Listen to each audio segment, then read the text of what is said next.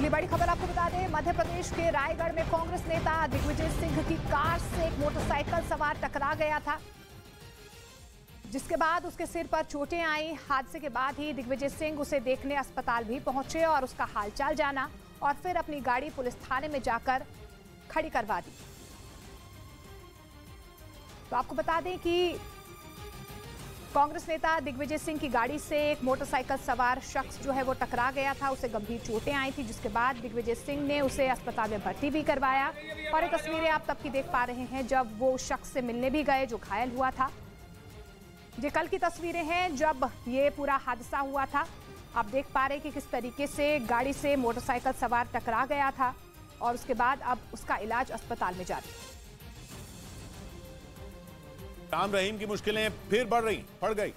पंजाब के जलंधर में उन पर धार्मिक भावनाएं भड़काने का केस दर्ज करवाया गया और आरोप लगाया कि उन्होंने गुरु रविदास जी का गलत इतिहास बताया, जिससे भड़के गुरु रविदास टाइगर फोर्स नाम के संगठन ने राम रहीम के खिलाफ केस दर्ज करवा दिया। उन्होंने उन पर धार्मिक भावनाएं भड़काने का आरोप लगाया, जिसके बाद पुलिस इस मामले की जांच में जुट गई। पश्चिमी मीडिया ने दावा किया कि बखमुत की बाजी पलटने के लिए यूक्रेन के आर्मी चीफ खुद जंग के मैदान में पहुंच गए। एक रोज पहले ही यूक्रेन के राष्ट्रपति जेलेंस्की ने यह दावा किया था कि उनकी सेना ने बखमुत में 24 घंटों में रूस के 1600 सैनिकों को ढेर कर दिया है। और इसके साथ ही उन्होंने ये हुंकार भी भरी थी कि वो किसी भी कीमत पर बखमुत को हाथ से निकलने नहीं देंगे। रूसी सेना से बखमुत को बचाने के लिए जेलेंस्की ने वहां सैनिकों की संख्या बढ़ाने और ज्यादा से ज्यादा हथियार भेजने का भी ऐलान किया था। उन्हें इस बात की खबर लग गई थी कि बखमुत में पुतिन की फौज और वैगनर ग्रुप के बीच दरार पड़ चुकी है, क्योंकि पुतिन ने शहर पर कब्जा जमाने के लिए वैगनर ग्रुप को खुली छूट दे रखी है और यही बात रूसी सेना के गले नहीं उतर रही। इसी वजह से पश्चिमी मीडिया ये दावा कर रहा है कि रूसी सेना ने बखमुत में वैगनर ग्रुप के लड़ाकों के साथ जंग लड़ने से इनकार कर दिया है। और दावा तो यह भी है कि रूसी सेना के अधिकारियों ने वैगनर ग्रुप के लड़ाकों को हथियारों की सप्लाई भी बंद कर दी है। पश्चिमी मीडिया का कहना है कि रूसी सेना के इस रवैये ने वैगनर ग्रुप के मुखिया येवगेनी प्रिगोजिन को गुस्से से भर दिया और उन्होंने आरोप लगाया कि जानबूझकर उनके लड़ाकों को मौत के मुंह में धकेला जा रहा है। येवगेनी प्रिगोजिन ने आशंका जताई कि अगर जल्द ही हथियार नहीं भेजे गए तो बखमुत में बड़ी संख्या में वैगनर ग्रुप के लड़ाके मारे जाएंगे।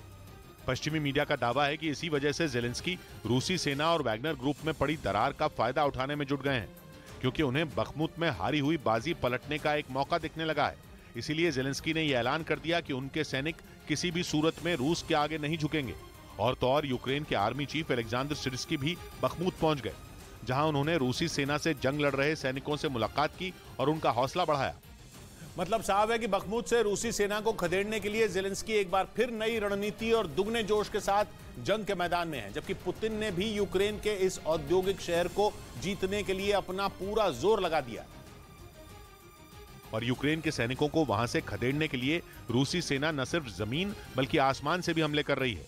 पश्चिमी मीडिया के मुताबिक पिछले 24 घंटों में रूसी सेना ने बखमुत पर 22 हवाई हमले किए। इसके अलावा शाहिद 136 ड्रोन से भी यूक्रेन की सेना पर धावा बोला गया। मतलब ये कि पूर्वी यूक्रेन के शहर बखमुत की ये खूनी जंग अपने आखिरी दौर में पहुंच चुकी है।